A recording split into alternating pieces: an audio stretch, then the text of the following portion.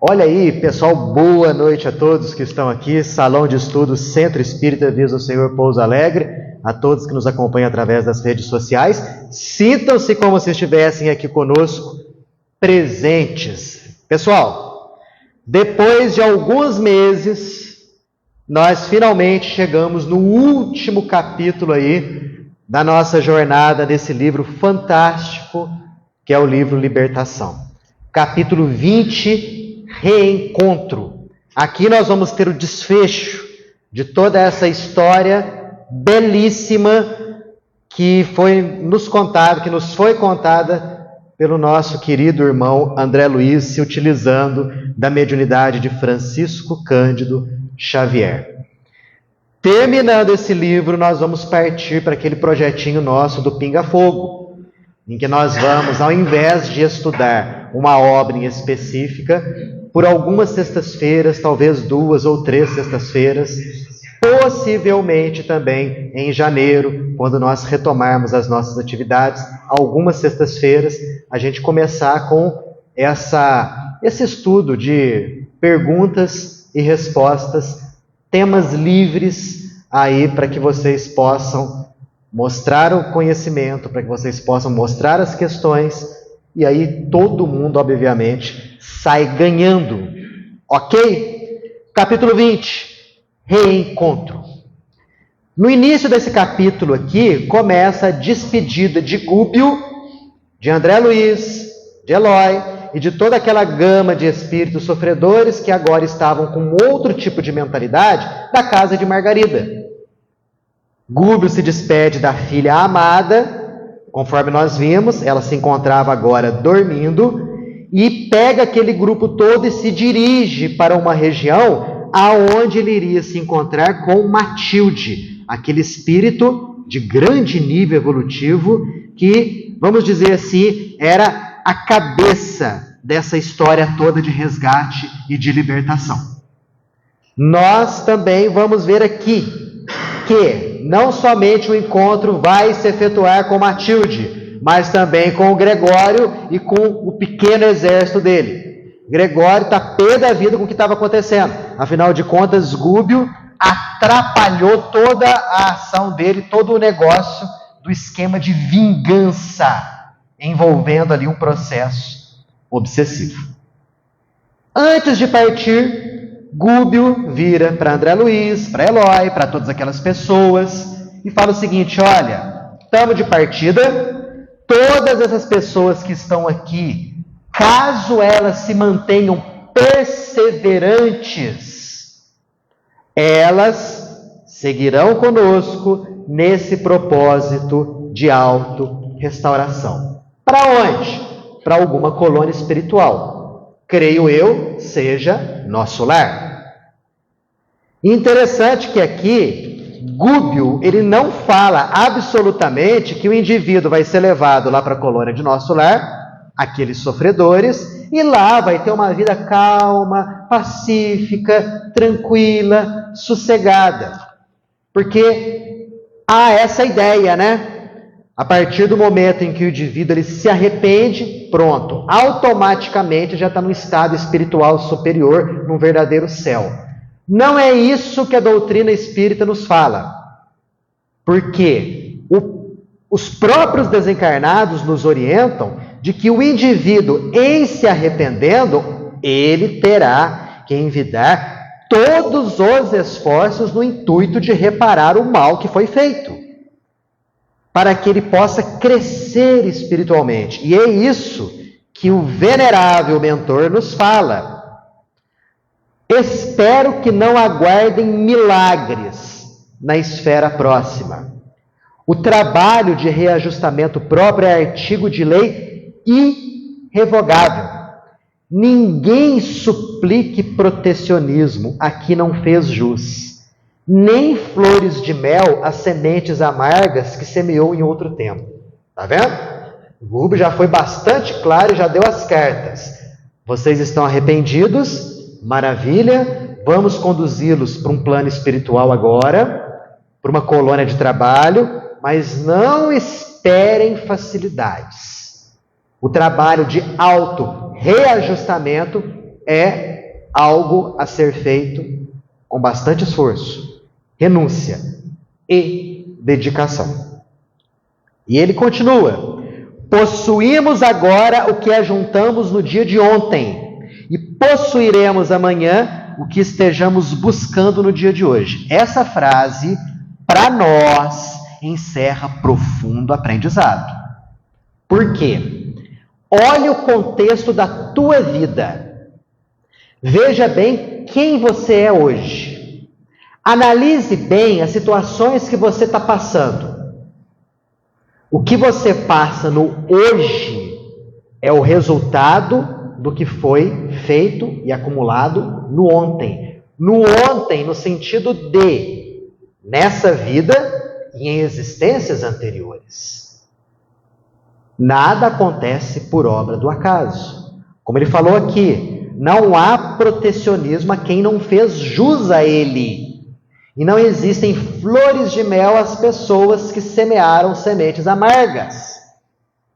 Então, se eu desejo um futuro de tranquilidade, de paz, de harmonia, de profunda alegria, o que nós temos que fazer? Cruzar os nossos braços e fazer assim: espero que isso venha logo. Não é assim que a lei do universo funciona. É a lei do trabalho, é a lei da ação, é o indivíduo agindo para conseguir o seu objetivo. E ele estava dando essa lição para aquele pessoal todo, e obviamente nós que estamos lendo e estudando aqui, também tendo as mesmas lições. Ah, Daniel, mas assim, e se eu tiver fé? E se eu fizer as minhas orações? Se eu tiver confiança? E aí, como é que vai ser? Basta? Olha, ajuda, tá? Olha só o que o mentor fala.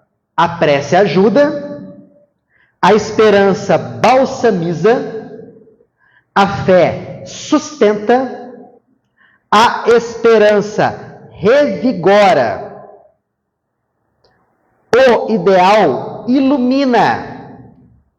Sempre tem um mais depois de estudo, né? Depois que sempre tem uma série de citações assim, vírgula, mas o esforço próprio na direção do bem é a alma da realização esperada. Tudo aquilo que a gente leu ali agora, fé, esperança, que é mais aqui, ó, ideal, entusiasmo, são coisas muito importantes para a nossa vida. A gente tem que ter, a gente tem que desenvolver isso daí. Mas são coisas, pelo que o mentor fala aqui, satélites.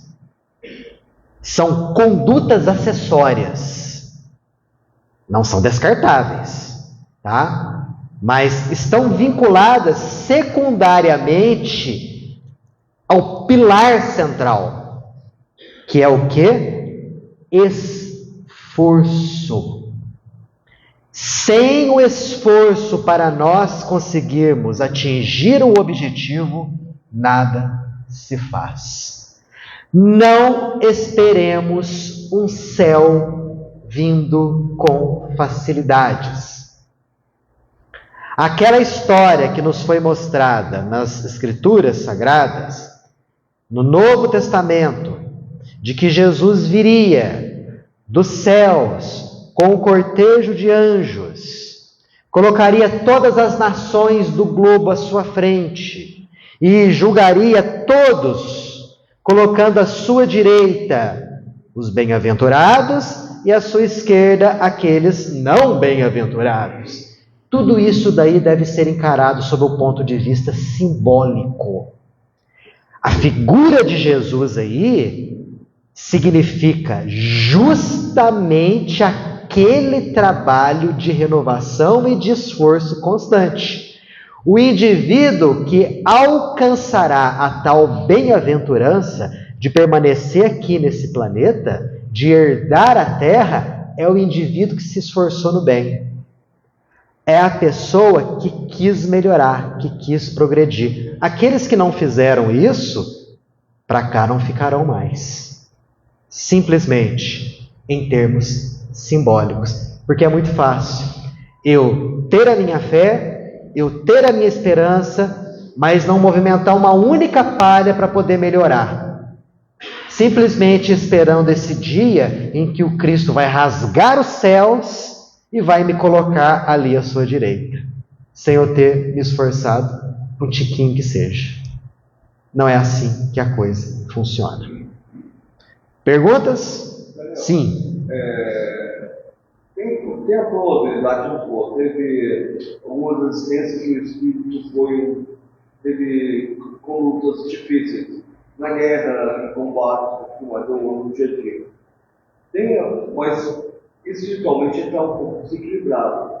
Tem assim a probabilidade de ele vir uma outra existência suave, sem grandes assim, abalos, para se recuperar, para começar a desviar. Boa pergunta, Cia. Espíritos que tiveram uma existência difícil, complicada, né? Antes dele ter uma existência de expiação, ele ter uma experiência meio que intermediária, a fim de que ele possa arregimentar forças, preparar. Sim, existe, porque há diversos tipos de reencarnação. Há as reencarnações chamadas reencarnações-chave, que são aquelas reencarnações nas quais são planejadas situações importantíssimas para o crescimento espiritual da pessoa. Se o indivíduo passar por aquelas situações e vencer, ele vai dar um salto enorme no seu progresso espiritual. Mas, anteriormente a essas, há as reencarnações de preparo, em que o indivíduo vai passar por situações em que ele vai arregimentar forças, preparo, resistência, a fim de encarar uma existência futura de provações mais complicadas. Isso realmente acontece, né? Pode falar. O Orson Welles e o Américo, eles falam, todas as vezes que eles estão comentando os livros, eles sempre falam, quantas pessoas tiveram a oportunidade de saber, de ler esse livro, de ler esse livro. Agora, quantas dessas que leram, entenderam esse livro? Agora, quantas estão nos ouvindo, assistindo e entendendo sobre o nosso ponto de vista? A quantidade de pessoas que tem nessa sala e sabem agora que realmente precisam se esforçar. E o resto? Dos mais de 8 bilhões de pessoas na Terra, quantas pessoas têm acesso a essa informação? O tamanho da nossa responsabilidade. Se a gente parar para pensar, é mesmo. A gente vai colocar 8 bilhões de encarnados, esquece os desencarnados, né? Porque se a gente juntar encarnado e desencarnado, para mais de 30 bi, né? Vamos focar só nos encarnados. Quem tem acesso a informações como essa? Daqueles que têm acesso a esse tipo de informação, quem realmente captou a mensagem? E daqueles que captaram a mensagem, quem realmente vai praticar? Não é? Então, o que a gente tem que ver é o seguinte: existe aqui na Terra diversos níveis e graus de entendimento da realidade espiritual. Não é à toa que existem tantas filosofias diferentes e tantas religiões diferentes. Porque essas tantas religiões diferentes e filosofias diferentes são para graus de entendimentos diversos. Então, isso aqui que a gente está vendo aqui é apropriado para o nosso grau de entendimento. A gente lê isso daqui, a gente medita e fala, poxa, isso daqui realmente tem sentido, tem razão. Agora, para outro tanto de pessoas, eles lendo isso aqui falam, não, mas não é possível.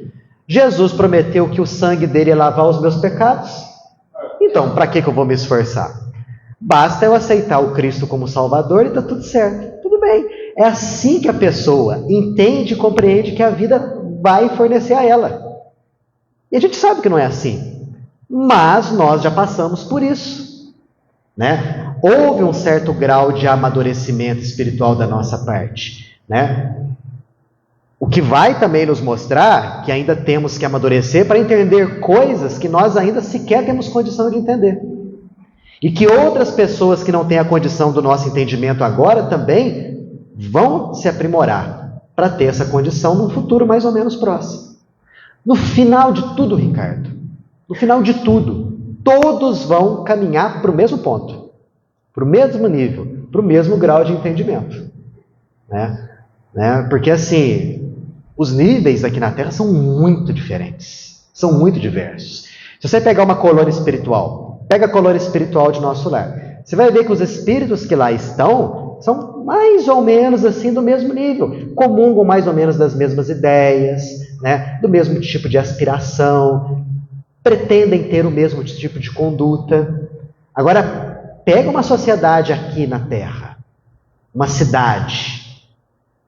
As pessoas são profundamente diferentes no que diz respeito a intenções, ideias, projetos, pensamentos. Reencarnar e viver aqui realmente não é a tarefa das mais fáceis, né?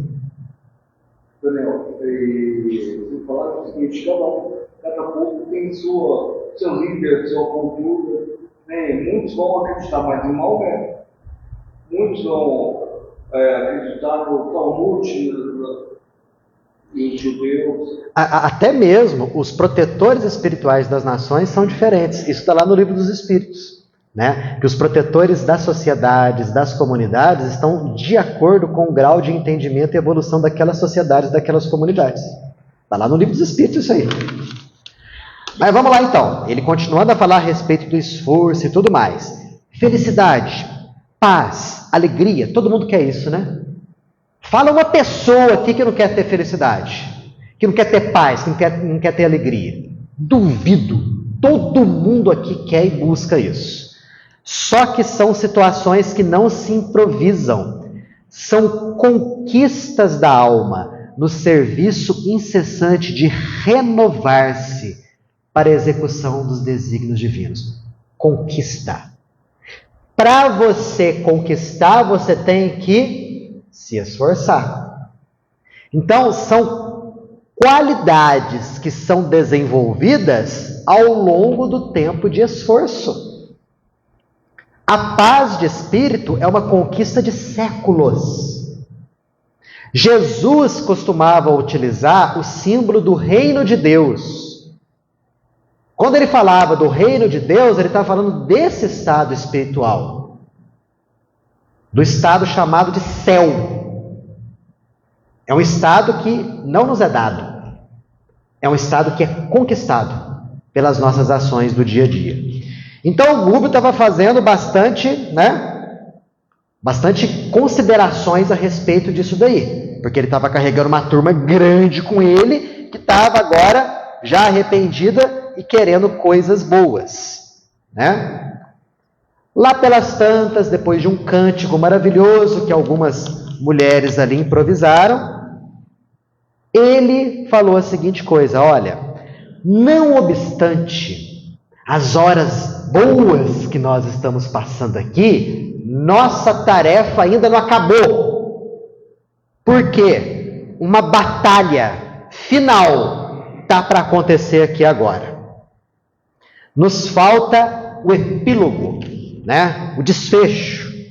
E ele fala que Matilde já está nos esperando numa região espiritual aqui intermediária, numa região espiritual que vai facilitar a própria materialização dela, a fim de que ela consiga tocar o coração do filho que ela aguarda há tantos séculos. Não sei se os senhores e as senhoras estão lembrados, mas nós terminamos o estudo da semana passada com Gubbio falando que iriam se encaminhar a uma região próxima a um dos... Vamos ver quem lembra. Portais, campos de saída, que tem a mesma ideia, Andréia. Campos de saída. Que é isso? Pessoal, seguinte... Existe um livro chamado Cidade no Além. Já ouviram falar desse livro? Esse livro, Cidade no Além, é da psicografia do Chico, junto com a Eigorina Cunha. Esse livro fala justamente das cidades do plano espiritual. E lá nesse livro fala que o contato entre o plano espiritual e o campo terreno pode se dar de 3 formas. 3 maneiras, tá?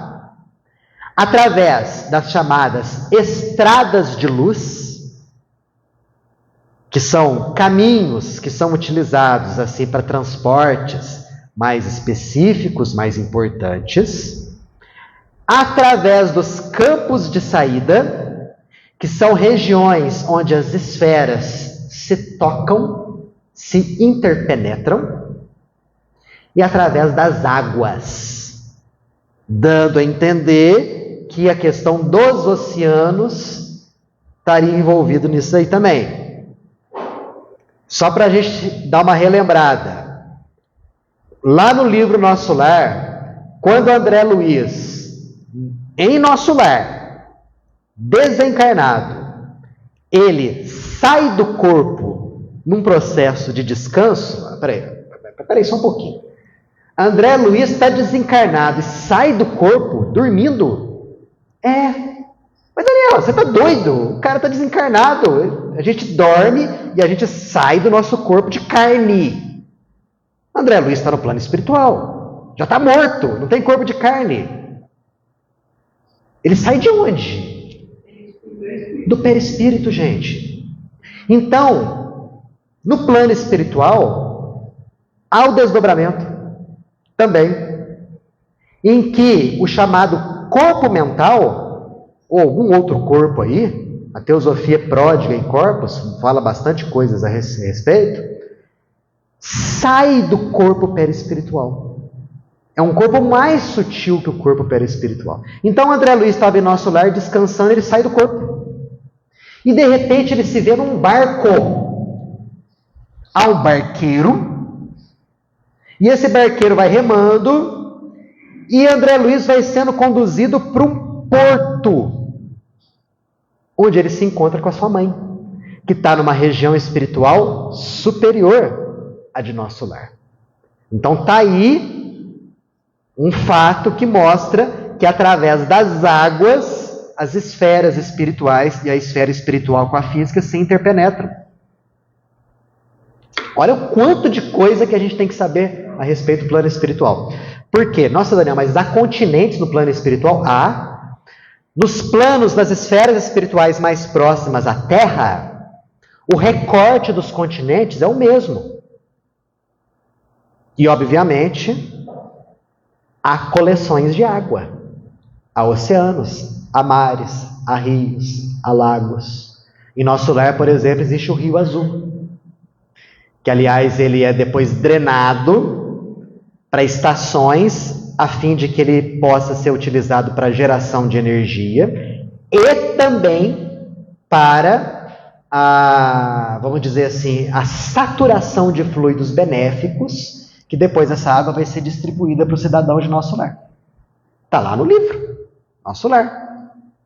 Olha como que é tudo muito próximo a gente. Então, divaguei muito, né? Então, estou falando aqui que esses campos de saída são regiões de contato entre a esfera espiritual e a esfera física. É a ideia, né, Andréia, dos portais vibratórios, né? É como se fossem pontes de contato. Na mitologia nórdica, se não me falha a memória, o local onde os deuses vivem, Thor, Odin, Riga, né? Liga-se esse local à Terra através de uma ponte multicolorida. Não é assim? Pois é. Olha só como que a mitologia, as mitologias de todas as épocas, elas encerram, ao lado de várias fantasias, pontos de verdade. Correto? E o barqueiro? O barqueiro que leva ao submundo. Exatamente, né? Como é que é o nome dele mesmo? Caronte, né? Caronte é o barqueiro que leva as almas, né, para o Tártaro, né, para o submundo, através das águas também, né, do rio Létis, que, aliás, os gregos já falavam que a alma era levada para essas regiões, peregrinava por essas regiões durante um bom tempo, e depois, antes de tomarem um novo corpo de carne aqui na Terra, tomava a água do rio Létis, porque tomar a água do Létis provocava o esquecimento do passado. Então a mitologia grega já estava ensinando para a gente a reencarnação.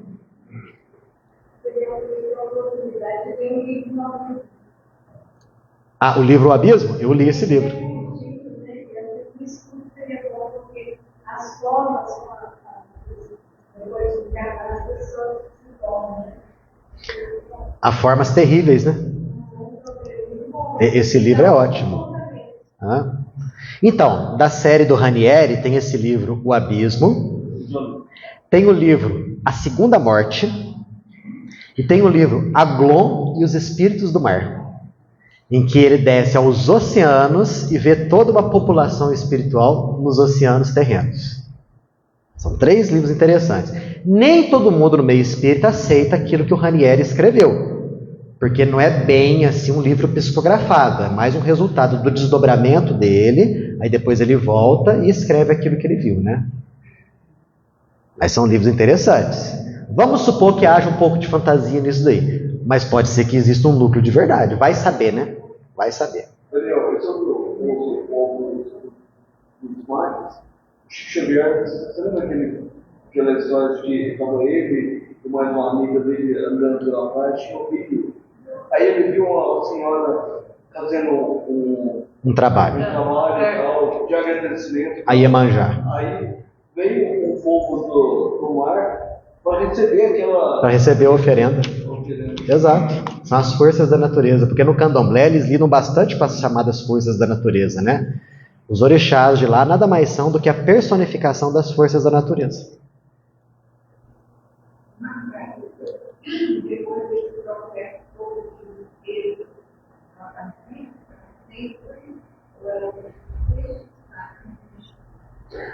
Boa pergunta. Margarida, depois desse processo de limpeza e libertação a qual ela foi o objeto, está livre para sempre ou precisa da vigilância?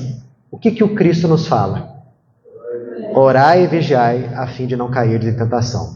Então, o nosso nível espiritual ainda é tão baixo que a gente tem que vigiar sempre os nossos pensamentos e as nossas condutas.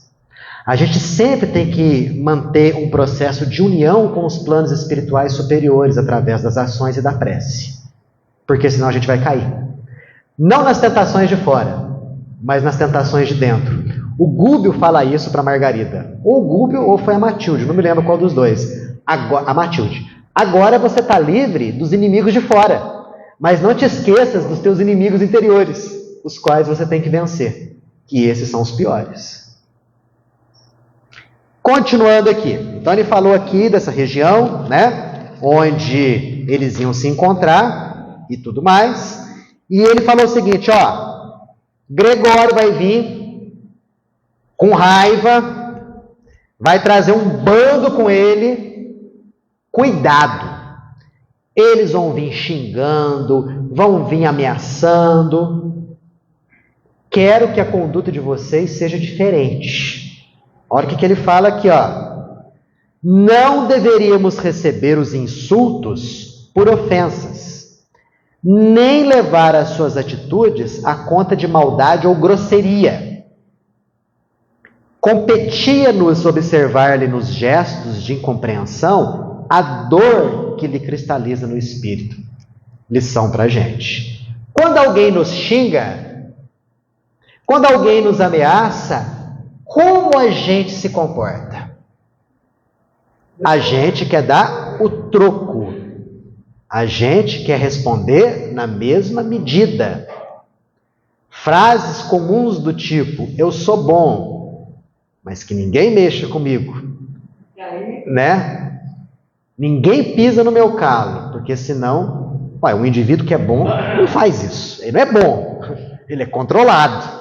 Porque a partir do momento que acontece algo que o incomoda, ele já perde o controle e já vai adotar a mesma medida do agressor. Não foi à toa que Jesus nos orientou. Se alguém lhe bater numa face, oferece a outra. Se alguém lhe pedir para andar 1000 passos, ande 2000. Se alguém te tomar a túnica, entrega também a capa. Jesus estava querendo dizer o que nisso tudo? Gente, boa parte dos ensinamentos do mestre devem ser entendidos sob o ponto de vista simbólico. Não pode levar ao pé da letra, porque seria um absurdo. Alguém te dá um bofetão aqui, você fala, não, bate na outra. Isso aí é masoquismo, né, gente? Fala a verdade, isso é masoquismo. O que Jesus estava querendo dizer a respeito disso? Ter a atitude oposta. Oferecer a outra face. Alguém te xingou, não xingue. Alguém te ameaçou, não ameace. Jesus não proibia a defesa, tá? Sejamos claros. O que ele nos alertava era contra a vingança. É a vingança que nos faz cair o nosso padrão vibratório e que nos nivela ao agressor. Não a defesa, mas a vingança. Então ele estava falando aqui, ó, cuidado com o que vocês vão pensar. Pensamento é uma força vigorosa. E se nos entregássemos à reação espiritual, armada de ódio ou desarmonia, iríamos nos pactuar com a violência. Isso iria impedir a manifestação de Margarida, aliás, de Matilde, mas também ia dificultar a conversão de Gregório. Então, olha só, até o pensamento as pessoas tinham que ali vigiar. Ó, não liga para Gregório, não. O cara não é mau, ele tem só o orgulho ferido. Haja de outra forma. Né? Aí Saldanha, que era aquele obsessor convertido, falou o seguinte: escuta, Gúbio, mas se a gente, né, não fizer um movimento coordenado de repulsão enérgica, sinceramente, eu não sei o que ele quis dizer com isso. Não sei se alguém entendeu. O que significa movimento coordenado de repulsão enérgica? Não sei. Seria assim, empurrar os outros, né? Falar assim, vocês não chegam aqui perto não. Ó, aqui, ó, daqui para cá é de vocês, daqui para cá só somos nós. Será que é mais ou menos isso? Não entendi direito. Eu sei que Saldanha indicou aqui, Gúbio não aceitou. Porque ele falou o seguinte: não acredites que um golpe possa desaparecer com outro golpe. Não se cura a ferida aprofundando o sulco da carne em sangue. Quem pretende o reinado do Cristo, entrega-se a Ele. Somos servos. A defesa, qualquer que seja, pertence ao Senhor. Então, aquela história, mais uma vez, né? Não agir do mesmo jeito que o agressor. Eu falo assim, o nosso nível espiritual ainda não é dos mais elevados, e a gente percebe isso justamente quando nós somos ofendidos. Dá vontade de bater de volta, não dá? Dá vontade de agir na mesma medida.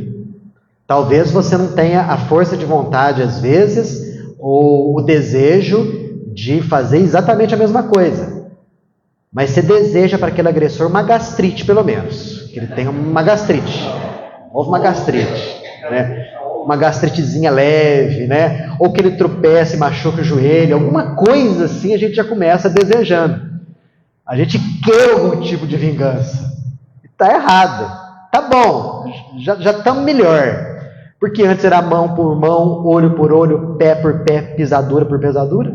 Lembra do olho por olho, dente por dente? Pois é. A gente está muito mais vinculado a Moisés do que o Cristo. Fala a verdade.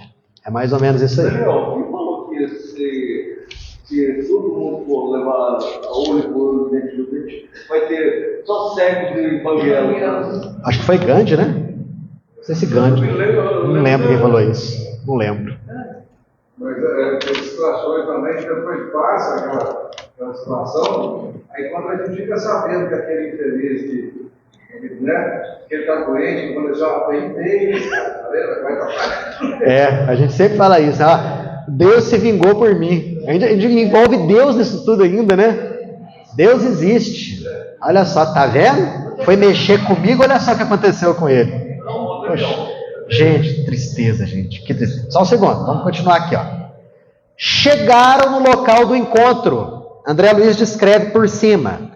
Verdejante planalto coroado de luar, convidava-nos à meditação e à prece, e brisas ligeiras e frescas da madrugada, como que nos bafejavam o cérebro, convidando-nos a reconfortar as fontes do pensamento. Chegaram num lugar bonito, né, próximo a um dos campos de saída ali, entre plano material e plano espiritual. Aí Gúbio falou o seguinte, estou recebendo informações aqui. Gúbio recebia informações privilegiadas dos espíritos superiores, porque ele estava mais em sintonia com eles. que o bando de Gregório não está muito longe daqui, hein? Então, ó, fortaleçam-se na defesa, que já já eles estão chegando. Aí o que ele fez? Sentou naquele gramado e tomou a mesma atitude que ele tomou há alguns capítulos atrás, em que ele ofereceu ectoplasma para Margarida. Né? Aí ele virou para André Luiz e falou: André Luiz, toca o barco aí, agora é contigo, comanda o pessoal. Né? E André se entregou confiante a isso aí. Ao cabo de alguns minutos, eles começaram a ouvir um ruído longínquo. Mais algum tempo, chegou Gregório com um bando dele. Vamos descrever? Chegou Gregório com algumas dezenas de assalariados, investindo-nos com palavrões que se caracterizavam pela dureza e violência. Eu não conheço outro tipo de palavrão que não seja pela dureza e violência. Os recém-chegados, repara essa parte, apareceram acompanhados de grande cópia de animais, em sua maioria monstruosos. Caramba, que é isso, hein? Pode ser que sejam animais mesmo, pois nós sabemos da existência de animais no plano espiritual, tanto em colônias superiores como em colônias inferiores, mas também pode ser também o quê? Espíritos humanos que se deformaram perispiritualmente, assumindo formas animalescas. O doutor Paulo César Frutuoso, já ouviram falar?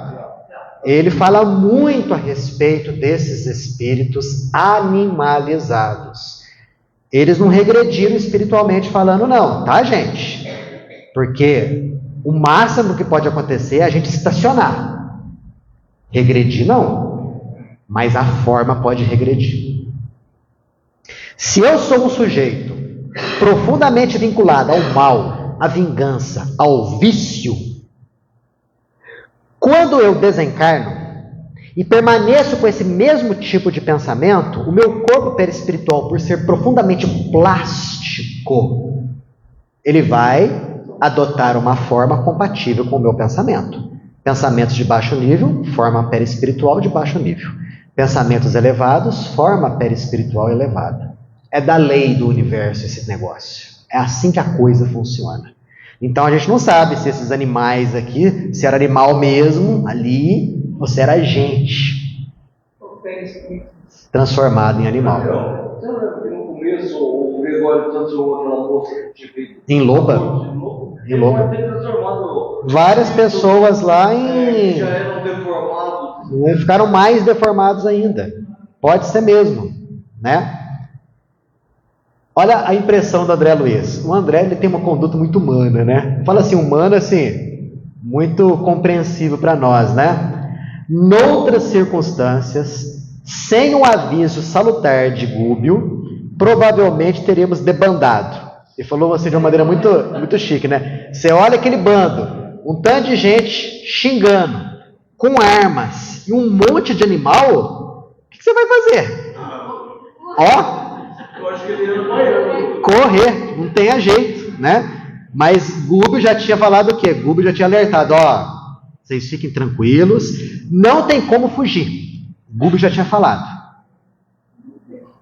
Por quê? Muitos de vocês, ele falando para o grupinho, ainda não desenvolveram a capacidade da volitação. Vocês poderiam volitar e escapar do pessoal que ia ficar lá embaixo, do grupo de Gregório. Mas a maioria era de espíritos ainda profundamente vinculados à Terra. Não tinham desenvolvido a mente a ponto de volitarem. Então, se eles buscassem correr, fugir, eles iam ser apanhados pelo bando de Gregório. Então, o Gúbio já tinha alertado. Fica aí, pensamento positivo, fica tranquilo que eu estou aqui, de boa, o pai está aqui, é sossegado, tá? Vai dar tudo certo, não corram. Não corram.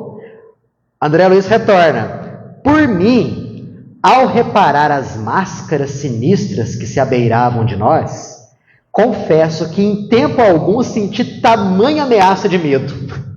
O André Luiz, né? Medão mesmo.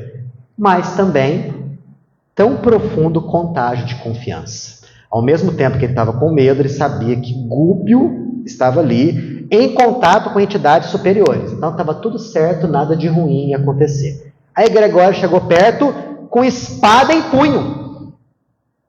Gregório veio todo paramentado como um general com uma espada. Aí você fala, Daniel, mas peraí, tem espada no plano espiritual? Tem, e muito mais. Tá? Mas como isso? A gente sabe que a mente adestrada no plano espiritual plasma objetos. Gregório, um verdadeiro mago das trevas, tinha pensamento forte o suficiente para agir na energia do ambiente, condensar no objeto que bem desejasse. Então ele se paramentou como general, espada em punho, foi para a guerra. Já chegou perto de Gúbio e falou o seguinte: você, Gúbio, prejudicou os meus projetos. Você aliciou um monte de empregado meu. Lembram? Os obsessores lá de Gregório? Agora você vai pagar por isso. E Gúbio lá, sentadão na grama, né? Pálido, sem mover uma palha, né? Chumbado ao solo, não respondeu nada. E Gregório voltou: escuta, levanta daí, rapaz, você não tem brio não? Está parecendo os cristãos de épocas passadas, que se deixaram envolver pela humilhação. Eu também fui um deles. Olha o que ele está falando aqui, eu também fui um deles.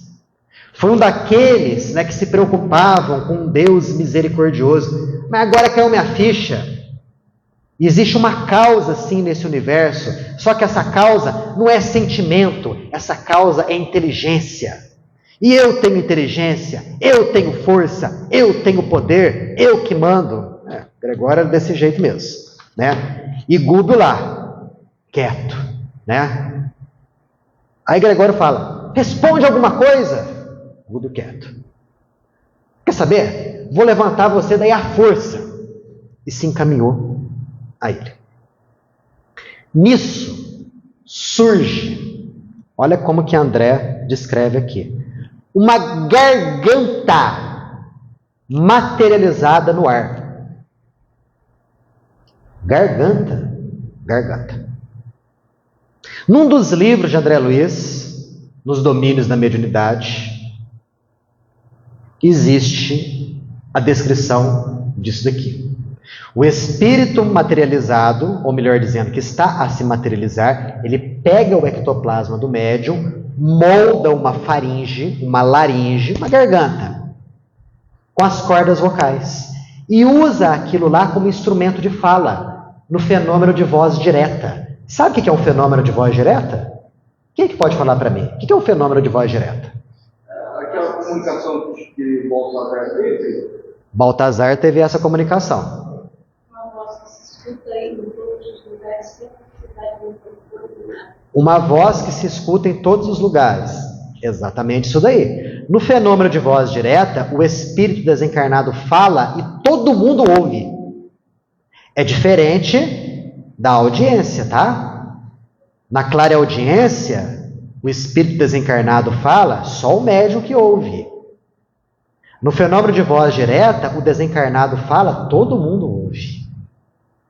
Para acontecer isso, o desencarnado plasma cordas vocais, uma laringe, uma faringe, e usa aquilo ali como se fosse um instrumento radiofônico. Como eu estou usando o microfone aqui, ele usa aquilo lá. Então apareceu ali uma garganta, e essa garganta começa a exortar Gregório a mudança de conduta.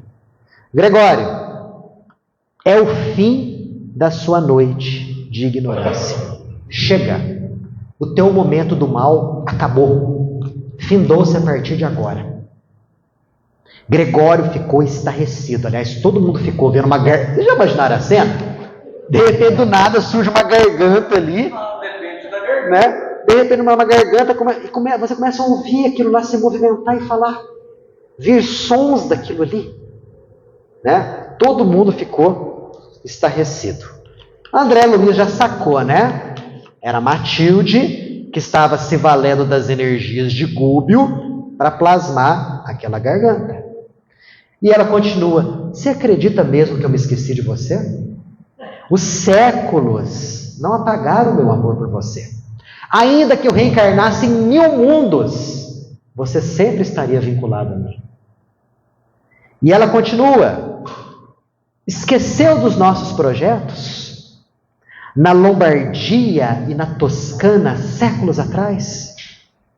Dos nossos projetos de amor? Dos nossos projetos de estabelecer a paz, a misericórdia? Você sempre foi grande e belo no combate à política venal dos homens, mas infelizmente se deixou envolver pelo orgulho, pela vaidade, adquiridos ao contato de uma coroa putrescível, de uma tiara putrescível.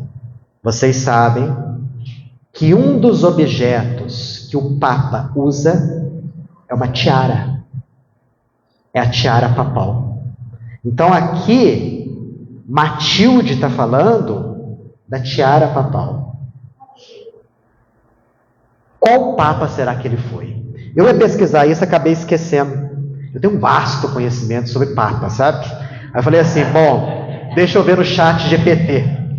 Eu ia pegar o chat GPT e digitar Papa que nasceu na Lombardia ou na Toscana. Esqueci de fazer isso. Acabei me esquecendo. Depois vocês façam isso em casa. Opa! Aí, ó, tá vendo? O que deu aí? A Matilde, ela protegeu o Gregório VII contra o Henrique, o imperador Henrique, né? E mais tarde, ela mediou essa reconciliação dele, o Papa Gregório VII, com o imperador Henrique. Ah, olha só, então existe o Papa Gregório VII com o imperador Henrique e Matilde mediou ali o conflito ali. Matilde de Canossa. Olha só, que século que é isso aí? O ano dela viveu de 1046 a 1100. Nossa Senhora, século 11 e 12. Olha quanto tempo, e realmente bate com aquilo que ela falou, né? Depois de muitos séculos, né? Realmente, Gregório foi Papa. Qual é Henrique? É o Henrique VIII? Henrique IV. Ah, se fosse o oitavo, ia ser complicado.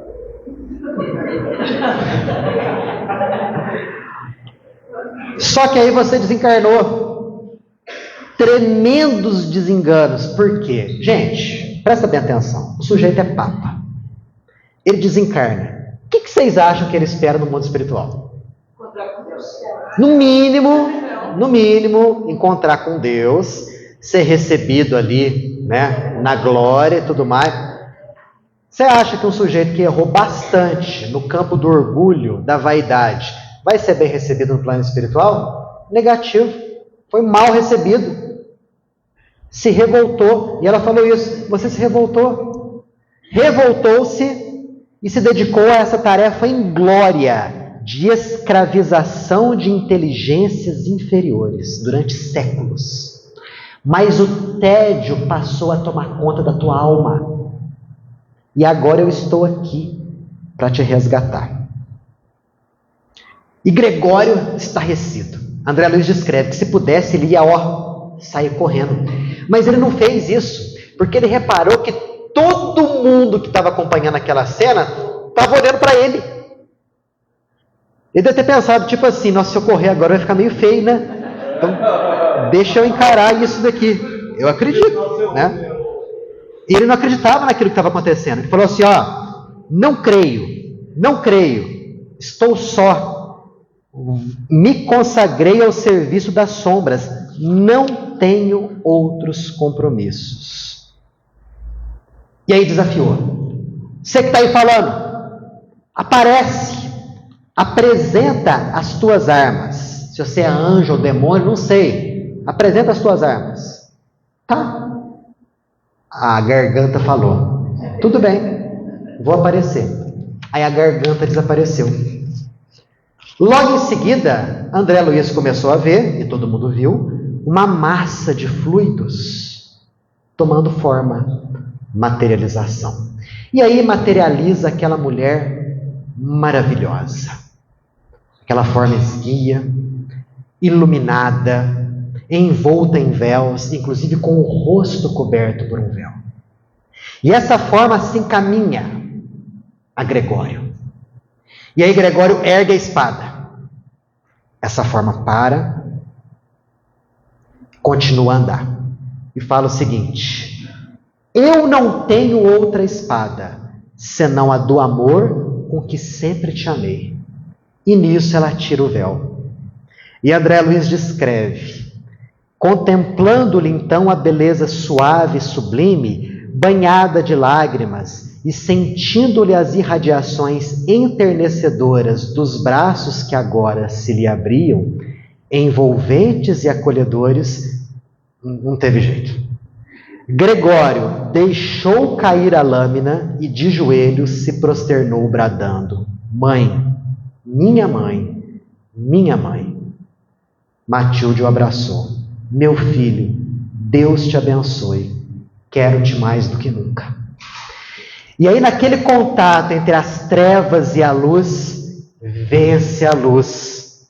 E Gregório, como que abalado nos refúgios do ser, regressara à fragilidade infantil, em pleno desmaio da força que o sustinha. Realmente ali ele estava resgatado. Aconteceu a libertação de Gregório. Quando ele viu a mãe que ele não via há séculos, naquela forma iluminada. Ele que já estava envolvido por aquele tédio da prática do mal, ele esquece daquilo ali. Se entrega aos braços maternos e em contato com toda aquela luz, desmaia. E dá a entender, regressando à forma infantil. O bando de Gregório, vendo o chefe daquele jeito, o que vocês acham que o bando fez? Saiu correndo. Fugiu. Quis nem saber daquilo lá não. Matilde agradece a todos, entrega Gregório a Gúbio, depois de ter voltado as energias de materialização até ele. Gúbio pega Gregório nos braços, numa prece de agradecimento a Deus em lágrimas, se despede de todo mundo, inclusive de André Luiz. Cada qual demanda a um campo de trabalho, e assim, depois de alguns meses, o nosso livro, Libertação, se encerra. Conforme a gente viu aqui, a libertação não foi só a libertação de Margarida, das teias de uma obsessão terrível, mas foi principalmente a libertação de Gregório, que estava envolvido no mal há séculos e que presentemente, se bobear, Gregório está reencarnado até hoje, agora na Terra. Porque vocês lembram qual que ia ser o desdobrar das ações? Matilde ia voltar e ia receber nos braços como filho. Esse livro aqui de 1940 e poucos, é isso? 49? Mais ou menos isso daí? Ela voltando em 1950, vamos supor que com 20 anos ela tem engravidado de Gregório, 1970. Uai, gente, de 70 até hoje tem quantos anos? 54. Se bobear, Gregório está por aí. Está aí. Está reencarnado, passando pelo que ele tem que passar, pelas dificuldades que ele tem que passar, com o objetivo de aí sim, se libertar de uma vez por todas do mal, que não é o mal externo, que é o mal interior. Linda obra do André Luiz. Depois que a gente fizer o nosso pinga-fogo, depois que a gente estudar a obra de Kardec, que eu não sei ainda qual vai ser, o livro que nós vamos ler, de André Luiz, será Entre a Terra e o Céu. Excelente livro. Quando que vai ser isso? Ano que vem é 2025. Então nós vamos estudar Entre a Terra e o Céu, 2026. Ok? Vai passar rápido. Vai demorar um ano. A gente agradece a Deus a oportunidade do trabalho, a oportunidade do estudo, a oportunidade de travarmos contato com tanta coisa boa, com tanta coisa positiva. E que tais lições possam calar fundo em nós. Que possamos com elas aprender, mudar o nosso pensamento, mudar a nossa conduta, para que sejamos pessoas melhores, para que saiamos dessa existência numa condição muito melhor comparada à condição em que nós entramos. Paz e luz a todos. Nós agradecemos profundamente aos espíritos benfeitores por terem coordenado esses trabalhos, por terem nos auxiliado, nos dado as intuições necessárias, nos sustentado nas tarefas, porque nós simplesmente fazemos o 10%. 90% do trabalho é todo dos nossos amigos espirituais. Que assim seja, graças a Deus.